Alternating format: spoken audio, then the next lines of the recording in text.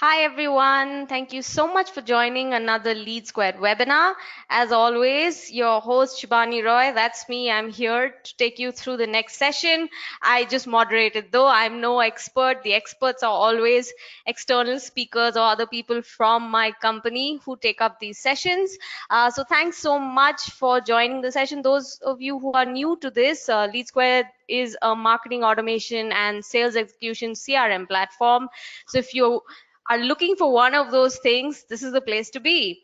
And today for this webinar, we'll be talking about the power of a duo, sales velocity and sales cycle. And to take us through that is Subhro.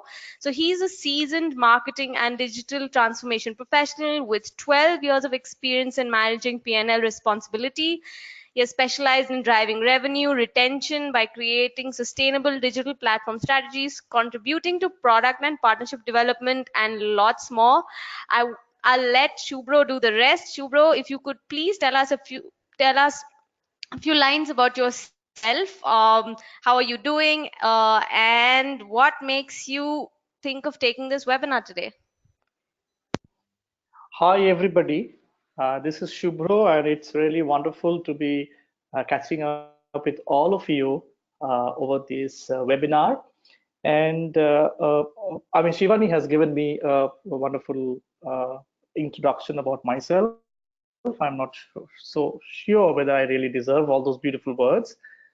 But yes, I've been in the marketing domain for quite some time. I actually, come from consumer psychology background, and then I have been trained and worked hands-on on uh, a lot of, human-machine interactions, and trained myself from various institutes across the globe on that. Primarily, I believe that all that we do is only for that one single poor individual called customers.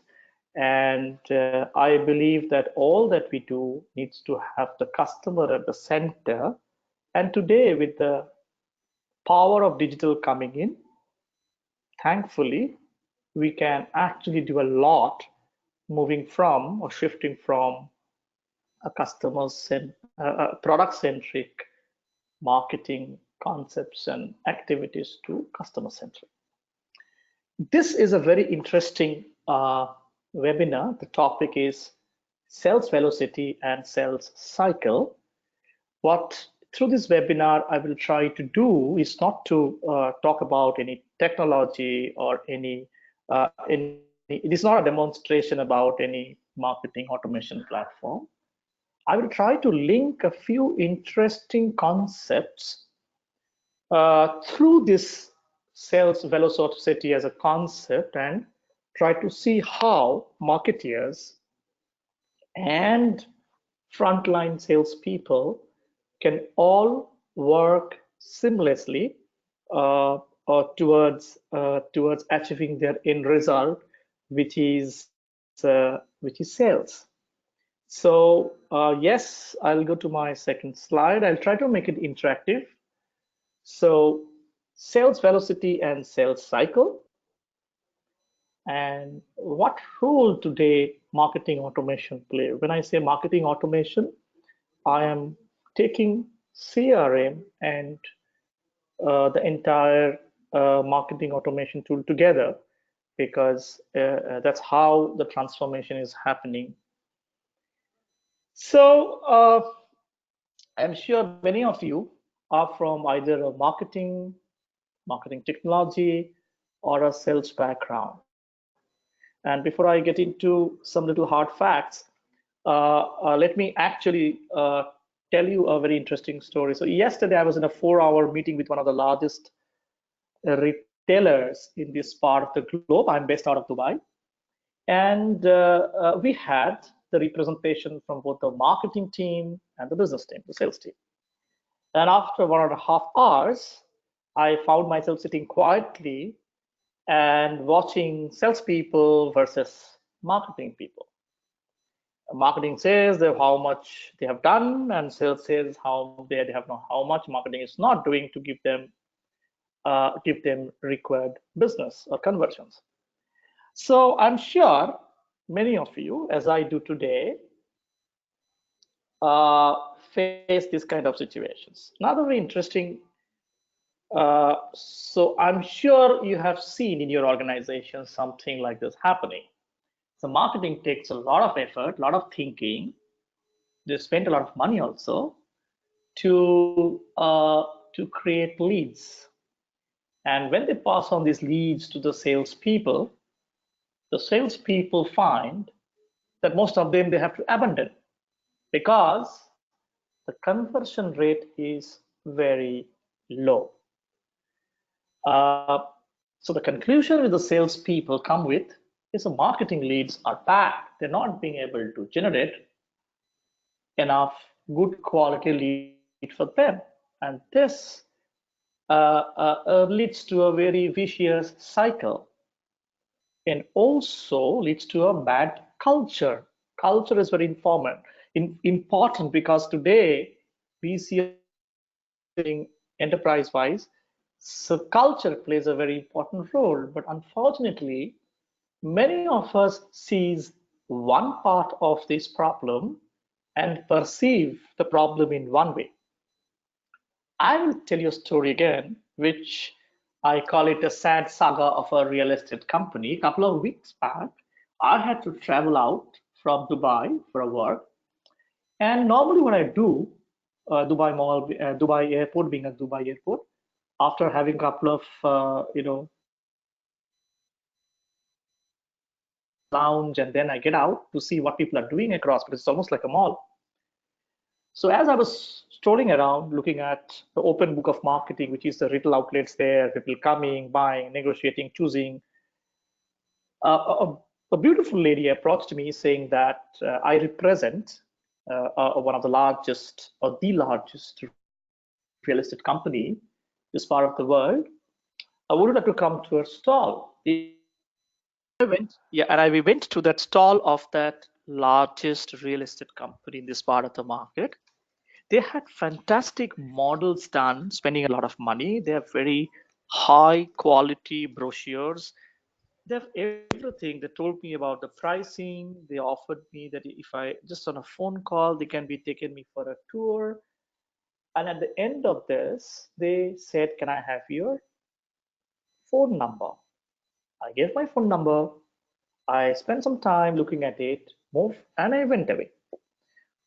After 2 weeks, I got a call saying that, "Sir, when can you come to see us? I'm such and such from the sales team of the same company." I said, "But I'm not interested. I'm not an investor. I'm not buying a house."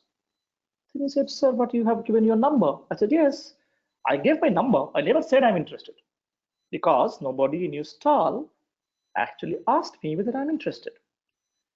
And it happened then after one more week, I got another call, another third call, three different salespeople, and the third person was really frustrated. He said, "Then why did you give your number?" I said, "You asked for it, then I gave my number." So that brings us to a very interesting area. So this is where you can see the marketing created a lot of effort to build a beautiful brand touch point. They're beautiful salespeople. They have various types of collaterals for sales, but at the same time, he got many Subhrojeet like me, and resulting in the frustration of the salespeople and adding a lot of cost to the entire sales team. Secondly, it is also taking away the bandwidth of the sales team, because you can see three different salespeople called me, which means my lead is moving from one person to another person. So when the first person got and could not convert me, possibly they felt he's not good enough. So it went to the second person. And when the second person failed, they probably gave it to a senior person. And all the three failed. Did this company or do this company have any idea what went wrong? That takes me to this typical flow. I'd like to spend 2 minutes on that. Please tell me if I'm going too fast or too slow. Please feel free to tell me. Marketing team usually creates something called marketing qualified lead. That is what the effort was of this real estate client. Now, ideally, so normally what happens, they find judge whether the customer or the prospect has expressed interest in a high converting sales material. In my case, there was nothing. They just took a number and probably they thought, or they have a model where anybody gives a number means he's interested. However, I don't know how they correlate scientifically this prediction. Then this goes to the sales team. The sales teams do their, they try to see whether this particular lead is fitting with their solutions. In this case, it was not. Whether I'm looking for something new or something replacing, which is not. They have no way. They were trying to evaluate from the phone call whether I'm the decision maker. So if you see the entire block after this marketing qualified lead went completely wasted. So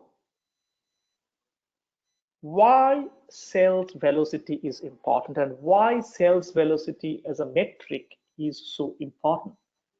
I'm sure many of you have sales velocity as your day-to-day metric to understand where or how much money in what time frame will come within your organization.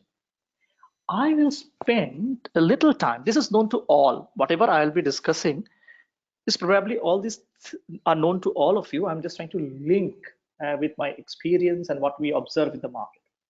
If you look at this simple equation, you have sales velocity, which is a dependent variable on four things. Number of opportunities that you are creating, in this case, number of leads that you're creating, multiplied by your average deal size. In real estate case, it could be the average flat value, and your win rate, which is a probabilistic number, divided by this is multiplied. This product is multiplied by product of these three is multiplied divided by what we called sales cycle length. Now, if I keep the numerators constant, sales velocity is inversely proportionally related to the sales cycle length. Sales velocity increases, which means lower. And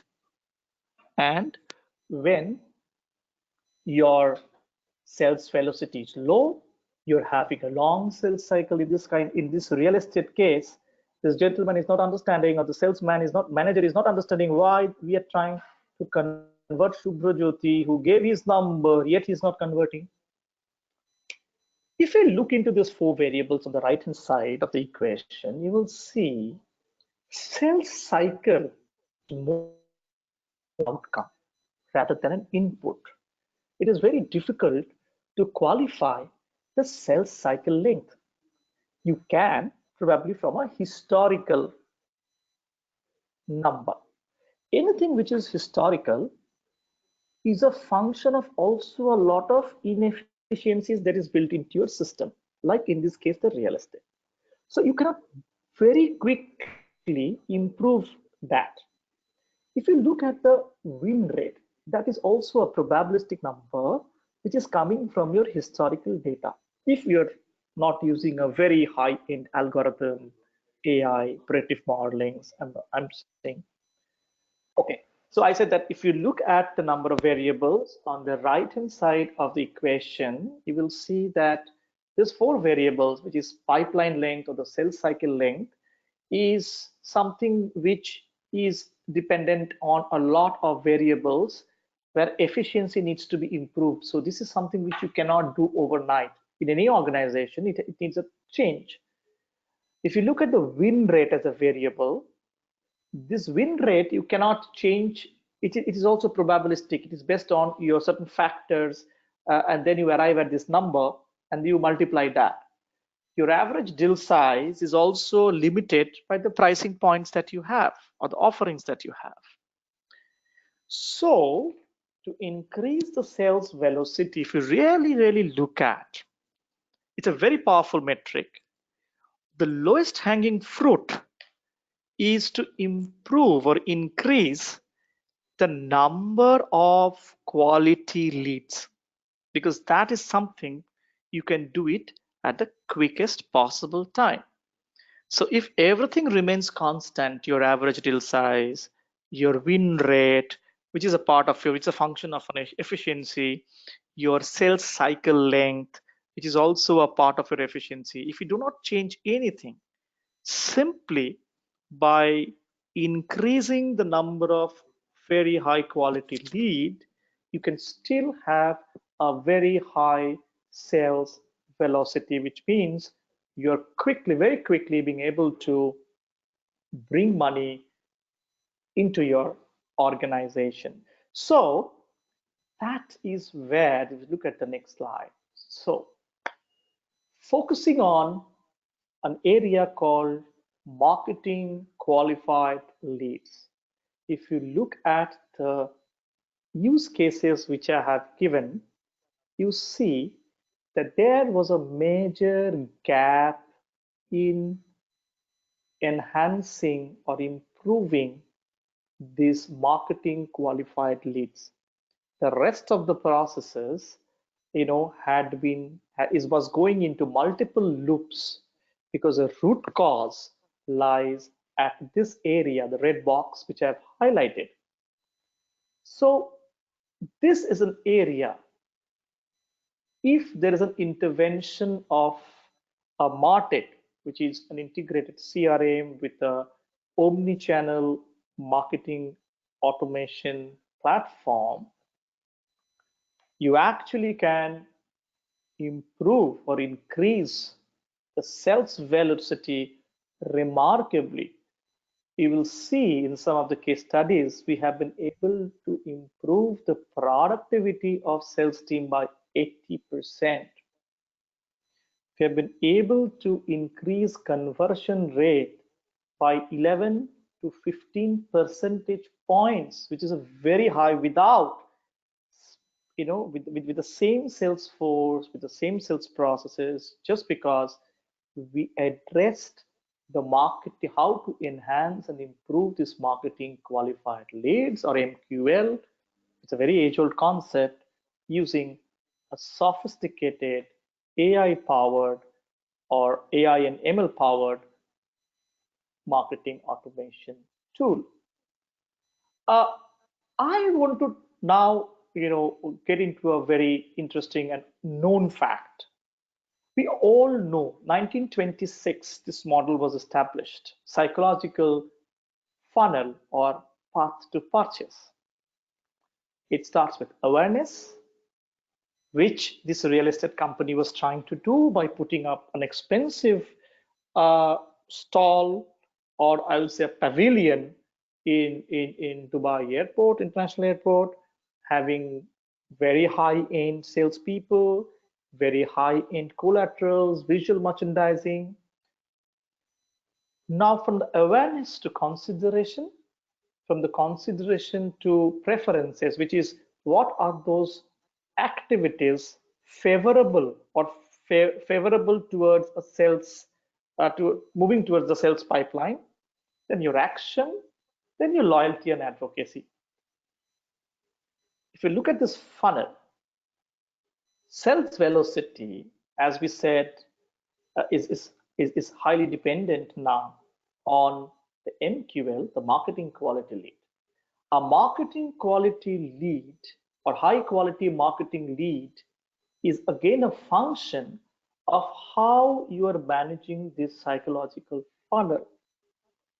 With rapid digitization, this funnel itself is going through a transformation.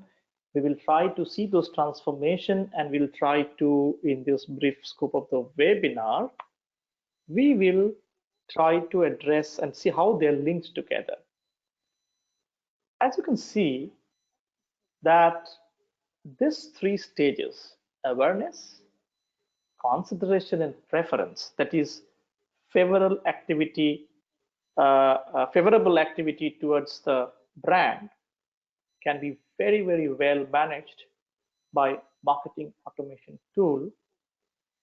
So if you can do that, it will help the sales team to save a lot of bandwidth, which today goes into,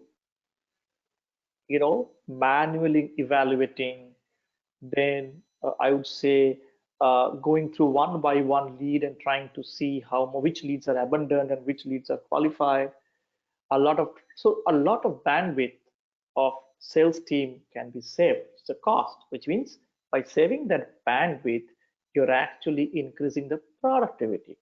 They can possibly use that time for much bigger, higher conversions. Another area which can be definitely is loyalty and advocacy, where at the post stage, you can actually activate through marketing automation too. We will focus this awareness, consideration, and preferences. I have personally seen in my experience of banking, telecom, retail, and even trading that in one of the cases, one of the builders in India, we have seen that we have increased sales by 54% by having an integrated CRM and marketing automation tool. We have seen that a very famous organization, and I'll give the case study a little later, has increased their productivity and they launched a new product by 80%. So this is a direct relationship between marketing automation tool and sales velocity. I have given a sample lead scoring based on web behavior attributes. Now look at this. There are four stages. So awareness, probably a customer comes in and visited a blog post. Okay, before this I want to tell you that whether it is a B2C organization or it is a B2B organization, in case of a B2B, the sales process starts with an RFP or a discovery sessions. Or a B2C, it starts with having somebody coming and calling up the call center or clicking a demo. But before the customer takes that action, we don't know or we don't see what else he's doing. What is his search process? And if we could have, we can measure his path to purchase, we will be able to probably understand much before he actually comes to an action, whether he is the right customer for us, whether we can do something for him, or what is that the customer expecting through this path that he's taking. Each customer has its unique path to purchase. And it is impossible today to understand how or which unique path the customer is taking manually. So all we have to do otherwise is to have a gut feel or a guesstimation, which means you're increasing the margin of error between what you forecast and what you actually achieve. We have seen that I have given this sample scoring just to highlight that probably there are customers who have come and visit a blog post. Look at the real estate company I was talking about. They collected a phone number, and which is your, say, kind of a visitor blog post or gave the phone number. In usual settings, he is at the very top of the funnel. He is yet not matured as a lead. So if I take this and without scoring, which is your extreme right hand column, and push this lead to the sales funnel, you will end up having these frustrations that we have. But so we have to move this lead towards the consideration, which means he's now really trying to understand what is the best solution for him, whether he wants to buy a perfume, or he wants to buy a car, or he wants to buy the office laptop. Whether he is actually into his consideration set, and what are the behavioral attributes that I am getting, from which source I am getting, whether that source resides within my organization, that is my website, my applications, or it is residing outside. For example, in terms of insurance, I have my website, I have my agents, I have my call centers, but there are customers will call up aggregators like policybazaar.com, alsukalmal.com, and they're also asking and filling up forms. Today, a good marketing automation tool, for example, LeadSquared and others, can actually bring in those external data together also to qualify the lead and understand and score that whether the customer is, or the product or the solution has actually moved to the consideration set. In case of me or many such Subhrojeetis in this market, in MR's perception, I have a considerations in my consideration set that real estate agency company or the particular property is there, but it is that perception because they had no way of measuring that or scoring that intent. Then how will you know that or increase the prediction, the probability of his actually moving towards the end of the funnel, which is your buy, where he has probably taken the decision for a brand or within the brand for a particular product. So if you look at it, you could actually enhance your scoring by saying whether he within your website, whether he has visited an about us page. If it is only about us page, you have given him a score 5. But suppose he has visited about us, suppose he has visited contact us, he has also visited this pricing, and on a particular product page, he has spent more time than the other pages. Second, whether he has, after doing this fourth step, he has actually asked for a demonstration or for a real estate company for a tour to the site. He has read the case studies, or if it is a B2B customers, or if it is a other consumer goods, whether he's going and checking the ratings and the reviews. So product page A type, product page B type, so this all, if you can make that customer do, if a customer is doing all these things, or if you can induce the customer to do all these things and is willingly doing it and enjoyably doing it without dropping off, you know that he is becoming more and more, I would say, very, very powerful quality lead for you. Okay, a very profitable lead for you. And of course, he has activities. What actions he has taken? Okay, he has said, I will pay a check to you, or he has said, okay, you can enter my name in the CRM and log in my details if it's an insurance client. So many actions he can do, right? So the idea, what I'm trying to say is that this is what customer is doing.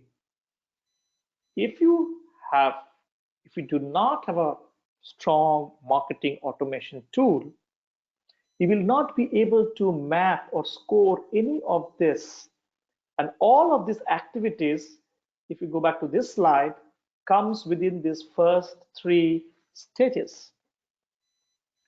So from Scoring a lead like this, the automation tool tells you, filters for you, and creates segments. Some could be highly profitable customers, which means that these customers have scored very high. They have scored whatever your scoring model is, and you can then put your most expensive channel for that lead. Whereas there could be some customers which are need still more nurturing. Some could be customers which are absolutely, they are the wastages. So don't really focus on that. They will never do that. It is no qualification. By doing that, you are going to increase two things. Your sales velocity you can measure, which actually is going to come. Second, you can actually save a lot of productive time of your sales team and increase their productivity. Third, you are not frustrating the customer and driving them away. So you're becoming more customer centric. So without a proper or sophisticated customer or marketing automation engine, it becomes very difficult for you to put the customer at the center, understand his ecosystem, what life stages he is, what is his behaviors, so his behavioral attributes from his profile data, from his interaction data on the web and app and physical touch points, from his different activities where he is seeking to engage with the brand now seriously. You will not be able to do any of this, and hence you will not be able to influence your sales velocity. You will not be able to reduce your sales cycle. So with a very short time, you can actually lead to a very high sales velocity if you are addressing these problems through your marketing automation. I hope I am now audible, Shivani. Hello. Yes, yes, you are. Okay. Okay. Please tell me if I'm doing too quickly or I'm too slowly. I'll just adjust myself. So, Yes, some of them have said you could go a little faster because we okay, have quite a bit to cover. Yeah, yeah. okay. So let us now try to understand something which we call path to purchase and what are the what are the recent researches which is happening and how customer behavior is changing and how we can relate sales velocity with this. It's a little bit of theory. It is a little bit of something which you can actually practice yourself. If you're a practicing manager, you can take this framework and you can actually put your own organization's path to purchase depending on the customers that you have. It is very effective. I'm just going to give this, as I said, this is not a technology talk, this is not a theoretical talk, this is just something about putting together various kind of applied sciences so that it helps the practicing managers to reach the solution quickly. So as we know that this is we already discussed about this age-old psychological funnel, which is awareness, consideration, preferences. But if you look at this funnel, it is still very product-centric. This entire funnel design has come from inside of the company to outside. We need to create awareness of the product. We need to push the product to the customer's mind. We need to do something so that he has more preferences, because and then just bombard him with the broadcast, bombard him with top line messages. But today, there's a very interesting research which has been done by the Google, and it says the consumers are changing the way they want to buy. So this is a Google Consumer Micro Moments, they call it, from the Google Research Center. They said, yeah, but if you look at it, awareness, consideration, preference, customers want to know, but at their own time, at their own space, at their own convenience, in their preferred channel. So all that. So they want to know, yes, and they also want to go with you. They also really want to understand, okay, where you are taking this. They also want to do certain things with you. They want to get yours, so they want to actually connect with the brand or maybe collaborate with the brand. And definitely they want to buy the brand. So if you look at this shift in I want to know, I want to go, I want to do it, you're actually putting in the second flow customer at the center. And you can only make him happy without spamming him, without being intrusive. You can actually make him feel good by saying, oh, this brand actually knows what I want to know. They don't want to make me aware. I'm aware. There are so many areas I can make myself aware of things. But this is a brand which somehow knows what I want. I want a yellow tie. I'm searching for a yellow tie, and he knows I'm looking for a yellow tie of a particular length, particular weight, of a particular brand, of a particular price point. So then that is not intrusive. Then the positive emotion with the brand starts working. Then he said, okay, this brand is trying to know me, so let me go with him a little further. Let me see what else he has to offer. And he starts his or her search process. And then comes the engagement. So what you've done, you have helped him to access a lot of things that you have for him, which is more contextual to him, relevant to him. And that's how you make him engage with you. You have a blog, you can have a video, you can have so many things. You can actually send a video to him and take him, and you can do a customization. You can help him to customize things for himself, which is, I want to do it this way. And then comes, and since I can access what I want to access, I can engage with them the way I want to engage with them, not how they want to engage with me. I want to do things which they are agreeing to do or helping me to do. I will buy for it.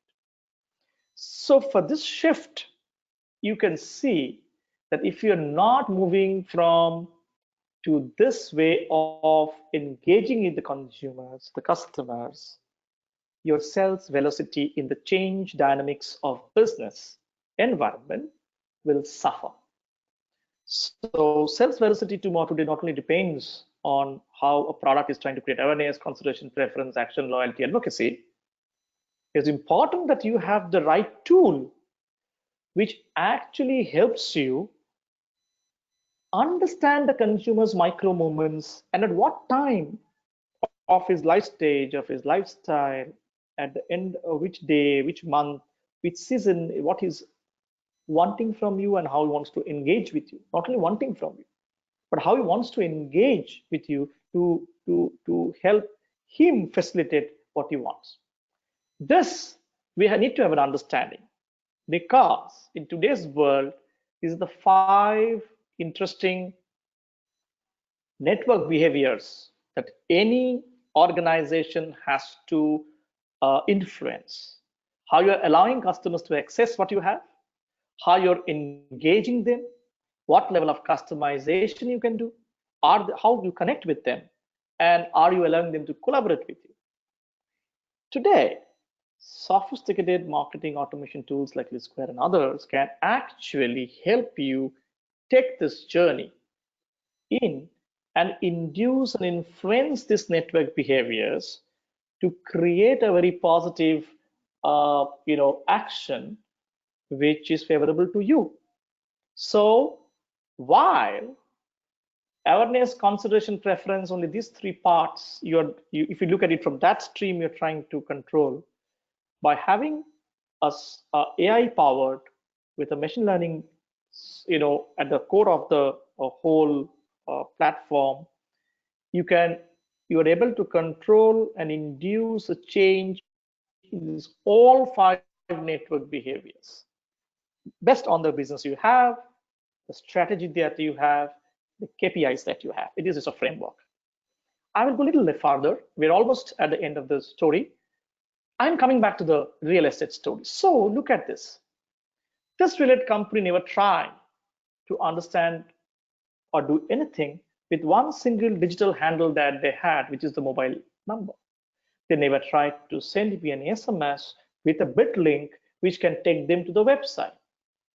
When I go to the website, they never wanted to have these features: a push notification, a chat box, a web pop-up, your offer form. So offer form builder. So for example, one of the one of the you know one of the brands, developer brands, when they launched a property, they found tremendous improvement by putting a form builder. So that without changing their website, they could use. I think this was LeadSquared. They have a fantastic feature called form builder, where they could actually send this kind of forms, web forms, which or landing page. You can actually create a separate landing page very quickly within this, and phone calls. This real estate company, so look at it. If push notification is very powerful, normally we have seen 18 to 20% people of the total traffic actually accepts or subscribe for the push notification. Don't go by the numbers, go by the intent.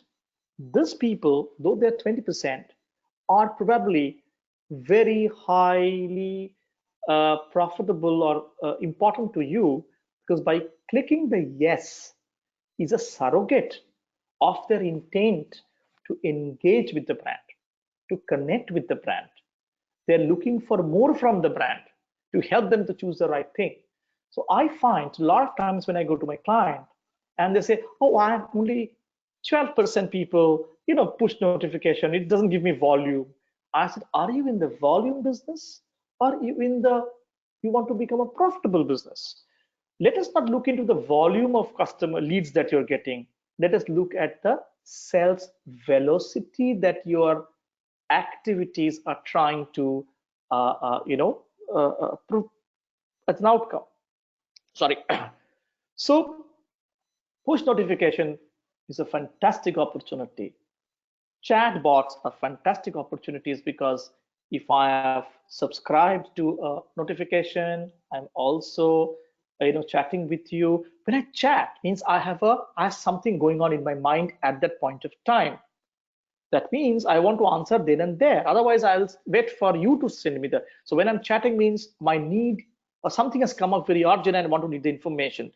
That's the intent. How are you capitalizing on that? You should be able to a strong marketing automation tool. I will show you how it does takes all these attributes and does a prediction model. So coming back to the real estate story, this is something which the real estate client failed to do. But this is where marketing automation comes in, and not the technology. It's not about obsession about the technology. The obsession should be how I am helping customer on these 5 behaviors using the technology. That is where success comes. I mean, that's what we do every day, so this is very powerful. I'm just highlighting it, that combination of all this is actually. So what happens? So why you need a marketing automation tool with an AI and ML? Because it also helps you to predict conversion at a very early stage of the funnel. So if you early stage of the funnel, you have a prediction, that means you are actually the sales team is going to really leverage on them. So that every interaction they will do after that with those leads are going to definitely increase your sales velocity, and that's where the connect is. So here I see that these are all the attributes. So the phone calls coming, which city they are in, which industry for a B2B, which age, whatever types of attributes that you have. So the engine, what it does, it actually is capturing from his behavior. So push notification behavior, all that web behavior, all the attributes they're spotting, and these are attributes. If A plus B plus C plus D, kind of it's like a multivariate, like we used to do for the multivariate regression analysis, that if A plus B plus C plus D, I can actually have a very high, my margin of error can be very low. So they put all that together. Then what it does, it takes the historical data, so all of actions and interactions of that particular. So we put all that together, and what the machine learning does, the machine then learns, and it is learning continuously, and builds a prediction model from this historical data by picking the lead attributes that impact the outcome. So we said this is very high quality lead. And what it does is it actually tells you this is a group of people very high, medium, and low. So we know that it will always follow a Pareto principle. You will always see that your high will be around 20% of the lead, but it's giving you actually 80% to 90% conversions, which means you are able to direct your sales team's bandwidth, marketing cost, sales operation cost, fulfillment cost, everything, resources, everything towards this segment. You have a better sales velocity, and your ROI is also very good. Your operational ROI will be also very good. So it predicts this is why you need a marketing automation tool. I'm not selling the concept, but I'm saying it actually solves both the marketer and the sales manager's problem, because this unifies marketing and sales as one single seamless function. Okay, and the corporate which adapts this culture, adapting a technology is not it comes later. Organizations adapting to this culture, is actually going to be the winner, because today consumers, as I said, their whole behavior is changing. And some of the benefits that you get is that on the same you can actually measure that, okay, which sources are giving you better lead, so you spend more money on them, again optimization. And you can also see salespeople or sales channels assigned those leads, how they're performing it, and by doing that you can improve your productivity, efficiency. So then you will see your win rate variable, which is is automatically improving. So all these variables are automatically improving. So the moment your win rate increase or the probability increases by doing all these things, so on one hand your high quality leads are improving, your probability of conversions increasing, your sales velocity is now really taking a velocity, it's snowballing, it is growing very fast now, it becomes a flywheel. So a couple of quick cases, and I'll then open it for, I think it's almost time. So Zoom Car, when they launched Zap, previously for the entire sales process, they have to take 20 days before they could actually identify a customer and whether he's going to buy or not, and then whether he has to be further nurtured or abandoned for the time being. After introducing the marketing automation, which is a CRM and the complete omni-channel campaign and other automation, predictive learning, everything together, so they have their entire productivity has come. What they used to take 20 days, they can complete that within 5 to 10 hours. It is almost 80% improvement, more than that, in productivity. And of course, Zap had chosen I think LeadSquared, LeadSquared for that, and it's a very interesting case study how they did it. And Zoomcar was very famous, but Zap as a service it's a very unique service where you can actually give your idle capacity of the car, you can bring it on that platform and earn money. So they really improved there. And interesting part, by using LeadSquared, how they influence the sales velocity is basically they could influence the 5 network behaviors. So they created the whole network effect through the marketing automation. This is Scriptbox, and their acquisition, actually, we're surprised to know that they're actually they had a real difficult time in customer acquisition, and until the time again the same problem, until the time they could actually increase their sales velocity, because all this while they are thinking about traffic increase, spending more money into the digital will probably do it, but they were only getting traffic. They were not being able to induce the sales velocity till the time they actually moved into the marketing automation and CRM. And of course, this is LeadSquared. It's a Delhi-based pharmacy who increased their conversions by, so their sales to lead ratio increased by 400%. That's a fantastic story how they used. So they linked the sales, they linked the whole marketing, qualification of leads, etc. Then automated that, pushing that to the salesperson by geography through the LeadSquared platform, and then they could see real conversions happening because of wastage in terms of bandwidth, in terms of bad lead, in terms of everything came down. So I thought that I think I'm almost done, and I try to complete the whole session within 30 minutes, which I believe I've almost done. And yeah, I'll be very happy if there are any questions. I wanted to keep this whole discussion very brief, to the point, and trying to harp on one particular framework of sales velocity, which till now has been always been a problem of the sales manager, and a marketing quality lead, which is being a problem of the marketing manager.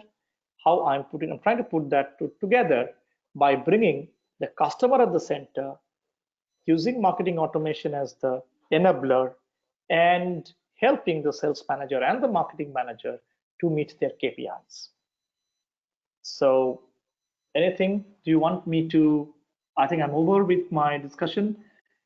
Anything that you want me to ask, or you want me to elaborate on a particular slide, I'll be happy to do. Shivani, over to you. Thank you so much, Subhro. As Subhro just mentioned, we're open to questions now. If there was anything that you couldn't follow, or you came late and would like a recap of, or any particular slides, please do ask them now. I do have a question coming up from Mufaddal, Subhro, but so he's basically inquiring about the chat banking option in WhatsApp. So if you could maybe shed some light on that. So it's basically he's inquiring Yes. about the capabilities. Yeah. Okay. So see, WhatsApp, as you know, that WhatsApp business, though we all are integrated to WhatsApp business, but WhatsApp has a very clear philosophy while we are using that channel. Very strictly, they say that this is an engagement channel. It's a social engagement channel among friends and relatives. So they do not allow you with any promotional messages which you can broadcast.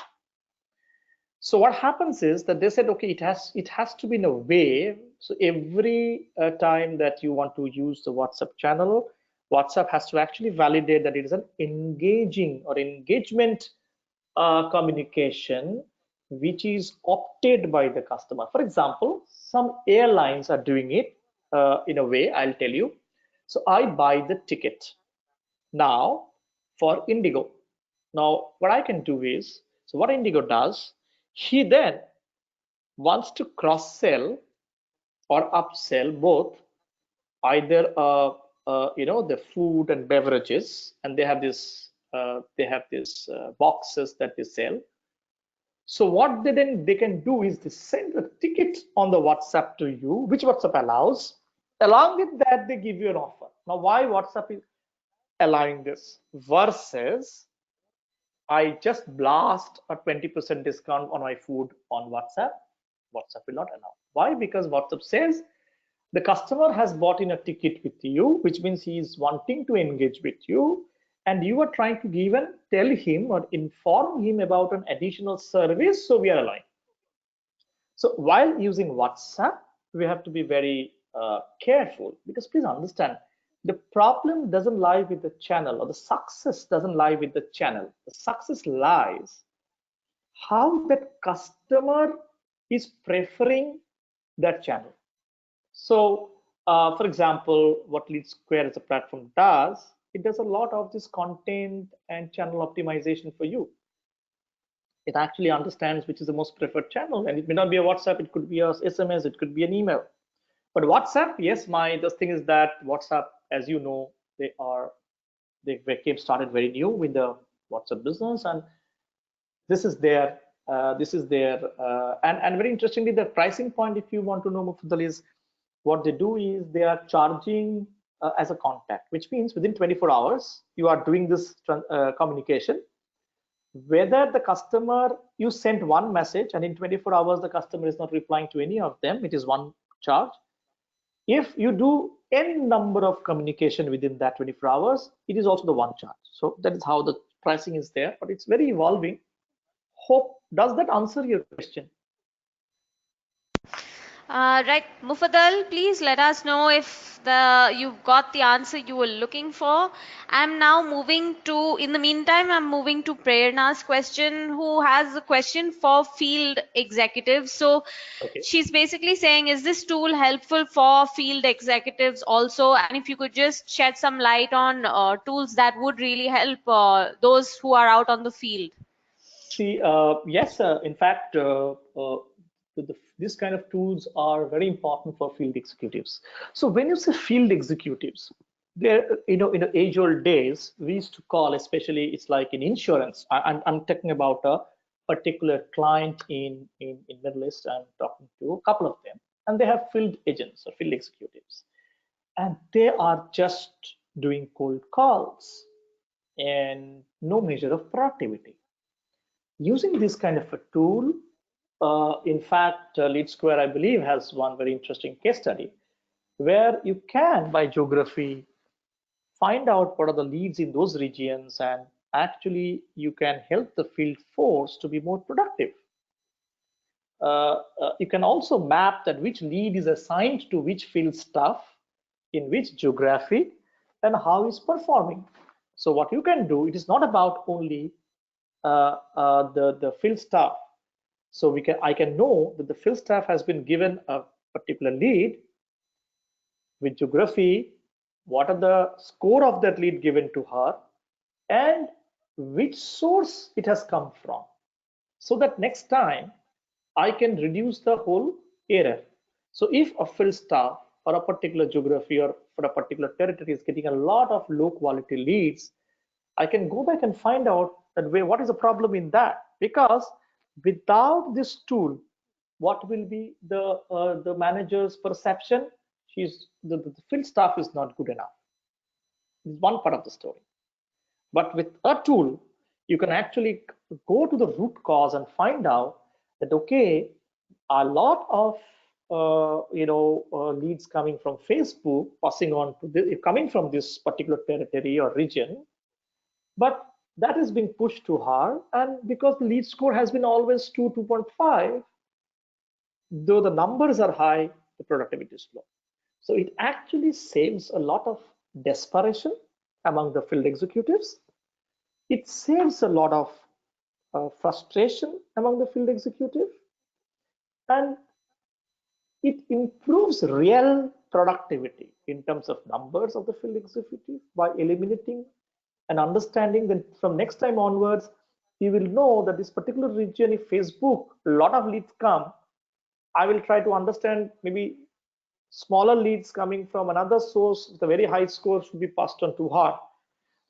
So the organization starts becoming focused to engagement and engaged customers rather than volume of customers. It definitely can handle. I just thought I'll give a use case. Prerna, hope this answers your question. You want a further elaboration, please ask me. Sure, Prerna, please do let us know. There are a couple of questions coming in, Shubhro, so I'm just going to Yes, go on with please, the please. rest until she comes Yes, please. back. Yeah. So Pulkit says, if a startup is looking to hire an inside sales and marketing manager, is it wise to recruit single person taking care of both the activities, or does it have to be separate people? Sorry, but clarification, both the activities means inside sales and Yes, I think that's what he means. That is it okay to hire just one person to look after inside sales and marketing manager? This is in terms of a startup, or should they okay. specifically look for two different people? So again, as I said that the number of the people that you'll be using. Of course, startups are always low on resources, so you should be able to not put a lot of money into inside sales. If rather, I would say put money on generating high quality leads by using either an automation or other lead generator platforms, which then comes as a very high scored lead to the inside salesperson so that his productivity is high. So the cycle should be, instead of putting a lot of money into number of people, because people are heterogeneous. When when you're having a lot of people doing inside sales, you cannot control their quality of calls. But when you actually spend a little more money on generating leads at the initial stage, and those high quality leads can come to the inside salesperson with a lot of with attributes leading to high score, you will see that you are actually getting more money. So you're actually going to impact your sales velocity better. So putting between putting more people or putting that money into high quality lead generation through a marketing automation tool or a platform, I'd go for the second, because though it is capex investment, today it is not at all a capex investment. It's a SaaS model. You can stop it anytime, but at the same time, you are sure because you can measure, and what you can measure, you can manage. Perfect. Moving on to Deboshita's question, and I think she would want an offline discussion with you on this as well. So she's basically saying, can you help in giving me some tips for getting leads converted for at least one closure in a month? And then she elaborates saying, like, a verbal interaction over the phone or a face-to-face interaction. So maybe I could share your email ID with her. Yes, please do that. And I love to do that. yeah, then it could be Most a more welcome, Debush. in-depth Yes, you can do conversation. that. I am now then moving on to Madan's question, and he says, "Does LinkedIn Sales Navigator tool really improves? Does it really improve my sales and leads for my company?" Uh, as a platform, it is very powerful. As I again say, see, if you look across this kind of platforms, the technology layer is almost the same. It is also about what and how you are mapping the path to purchase and which all network behaviors you're trying to induce or influence.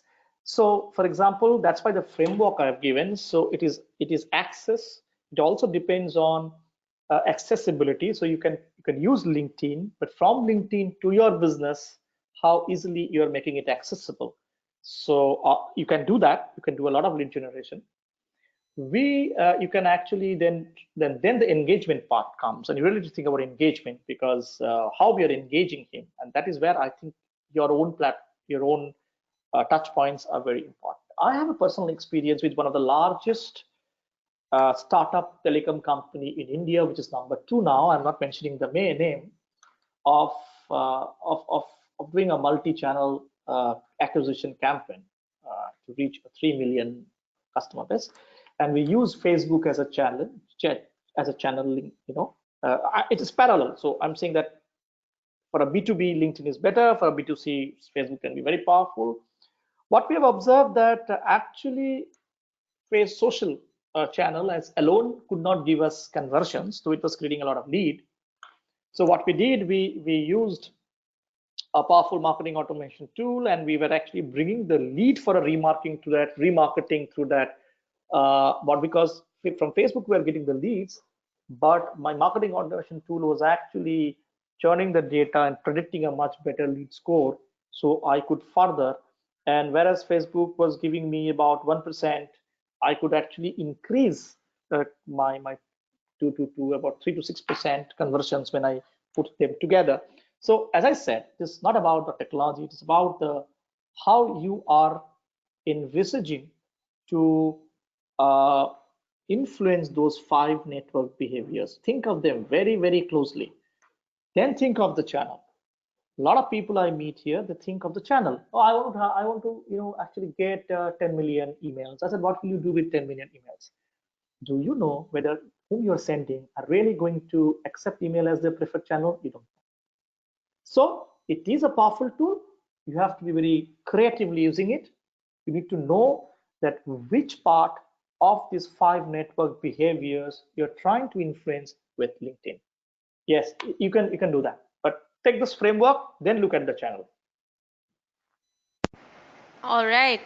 Prerna has another question on, she had the same question about the field sales executives. So I think I can just answer this in one line. She says, can I track attendance of executives? You absolutely can, Prerna. With the LeadSquared app, you can use it as a complete Very attendance much. management solution, track work hours, holidays, leaves of your users. Uh, so You can you, see this. In fact, I had another uh, slide I could have put, and I should have. Sorry for that. Where I could actually show you that with this LeadSquare app, you can actually track end to end. So from channels, which sources leads are coming, how they're being scored, and when they're moving to the last mile field sales, the last mile of the sales, and you can actually measure entire thing. Yes, yes, absolutely. Now I'll just quickly move on to Parashuraman's question, who says, what are the current channels in digital marketing? So I think maybe in a way that what is really working now in this day and age. Okay, so we have seen, because we use and we have seen a lot of them in the Square platform and in our analytics, that every individual has their preferred channel. So for you to identify which channel he's preferring most is the key to success. So if I say that overall which channel is doing very well, that is a lot of you will have a lot of error in that, because it is again not that way customers behave. So we have seen that we can actually segment customers based on their channels also. That means whether I'm preferring more on the email and a phone call rather than an SMS or a push app notifications, or it could be that it is SMS and app push notifications are more, somebody is actually always liking it. So what we do is that's exactly where the marketing automation comes in. That, see, if you look at a conventional paid media like your Facebook, like your GDN, Google Digital Network, or a programmatic marketing where you're actually buying media, that creates a spend effect. But by putting a marketing automation again and again, I'm telling you that you can actually understand which is his preferred channel and then reduce the spending on those channels, because you started nurturing him much better in this channel, and you're impacting again the sales velocity much faster, much quicker by doing that. So yes, we have seen that people have a unique preference for channels, and not more than two. They don't prefer more than two, maximum three. Every person has a unique time of opening. We have seen over a period of time that unknowingly the person has, you can see his email opening behavior or responsiveness to a particular channel has a pattern. It's very important that you understand that and then decide the channel. So every channel in digital today is important as long as you know which is the channel mix based on the attributes that the customers you collect from the customers. So based on his behavior, transaction, interactions, everything, you will be able to do that. You need an AI engine or a machine learning to do that, because human minds cannot do that. So all digital channels are very powerful.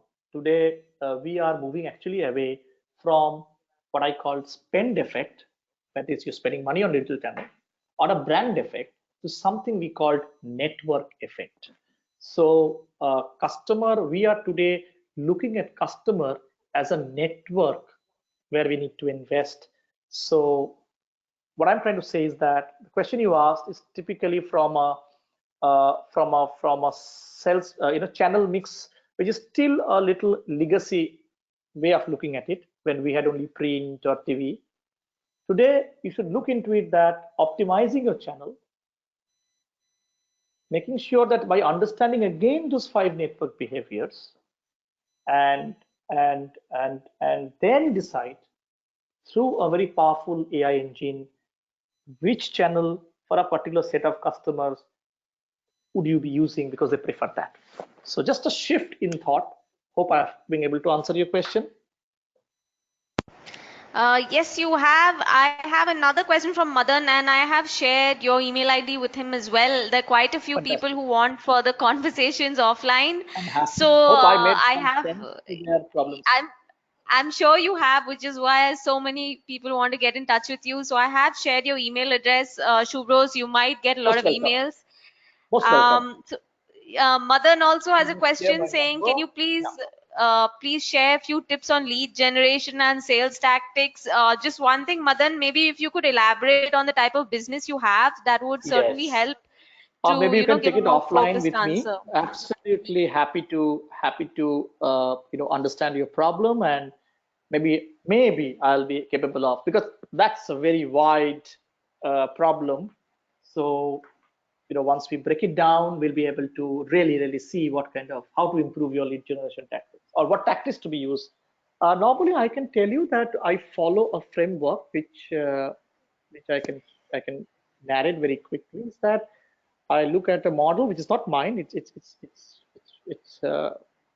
I've learned those frameworks. It's called challenge. So you can actually, when you send me a mail, you can write what challenges you are facing, what is your analysis if you have an analysis, then what is the strategy that you're using, then from the strategy what tactics you're breaking it down, and what is your learning, and then you can take it across 5 domains: competition, customer, data, innovation, and value proposition.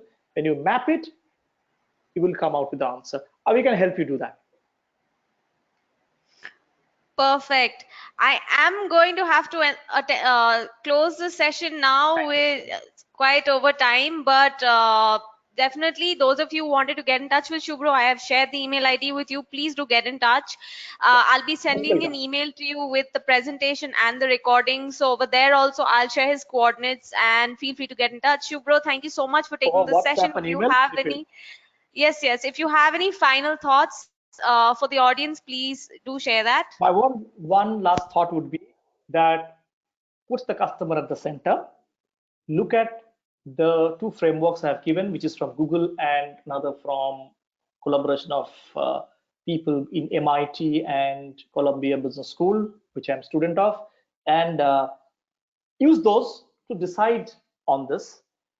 Visit LeadSquared. They have fantastic case studies. If you go through their case studies, you will get a lot of solution from them. It is not a sales or a technology pitch, but I personally believe, who is outside the outside as a marketeer, I a lot of times visit their case studies because a lot of answers I get from those case studies.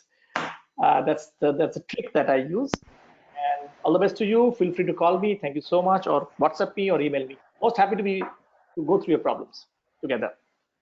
Thank you, Shivani.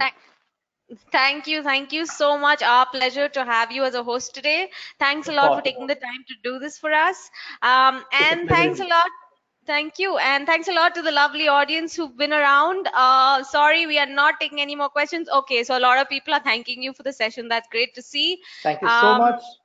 Feel free to write to me and awesome. give your if there's some gradation, give me some grades how I have performed. Of course, audience, please feel free to do that. You will be getting an email from me tomorrow about the feedback. Please do share that. It will help us improve these sessions. I already got feedback about certain topics that we could do in the future. So thanks so much. We shall take it up for sure. And just a quick reminder for those who are from the healthcare industry, we have a session specifically for digital marketing for the healthcare business tomorrow. So if you have time to join that, it's the same time as today. Going to end the session now. Thanks so much, everyone, for sticking around. Have a lovely day. Bye bye. Take care.